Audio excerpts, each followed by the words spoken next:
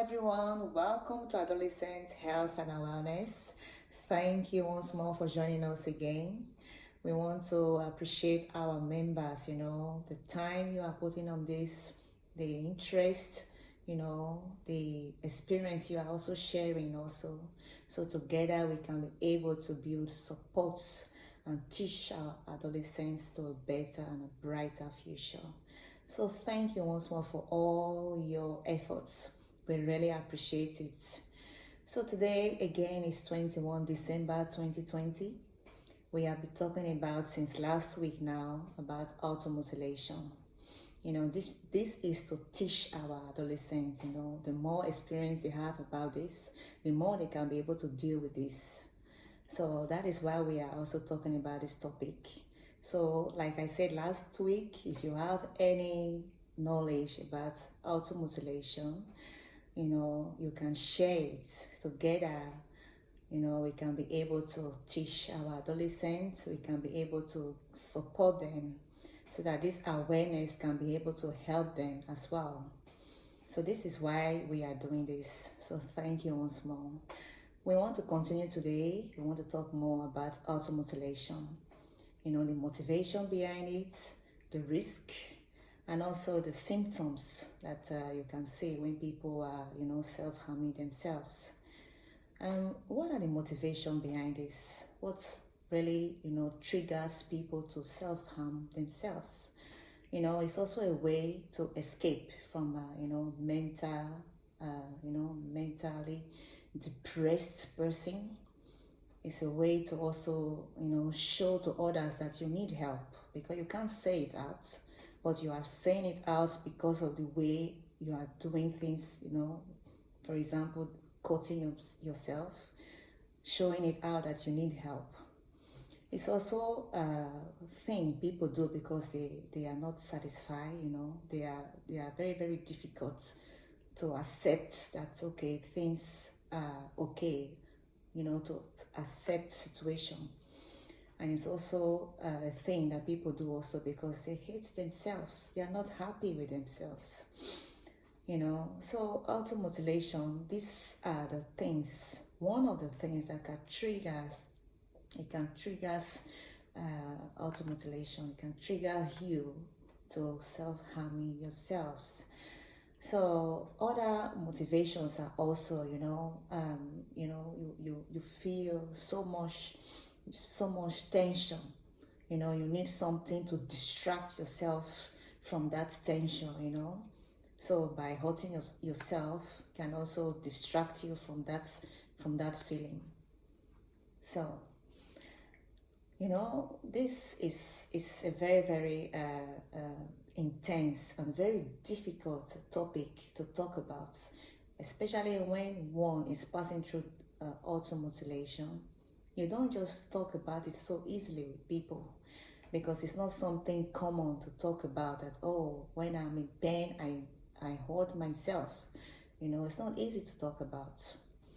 So, how do you know that somebody is, acting on this?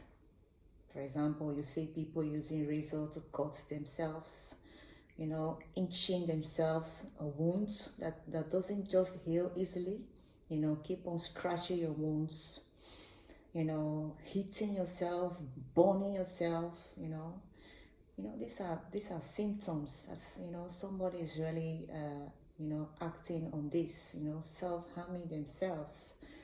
So it is a very, very challenging thing to talk about, but it's also good to talk about it also for everybody to know, our adolescents to know what it is really. There are a lot of people who are in risk, they are at risk to self-harm. People who have been raped before. It's a very, very difficult thing, of course, because when somebody is being raped, you cannot go back to time, and it's very, very difficult when you think about it. So when you have been raped, you have a risk to harm yourself, because perhaps you have not dealt with it very well. People who have been passing through trauma, perhaps they have lost someone that is so dear to them. people who have been, passing through all form of torture in life because of, maybe family situation, children from a home whereby, there are a lot of situations there they cannot even comprehend, they cannot deal with it because they cannot speak up. So it's also a way that can be also to trigger them to self-harming themselves. These are the risks, for people to have the motivation to harm themselves. So do you find yourself in any category? Teenagers, adolescents, all over the world.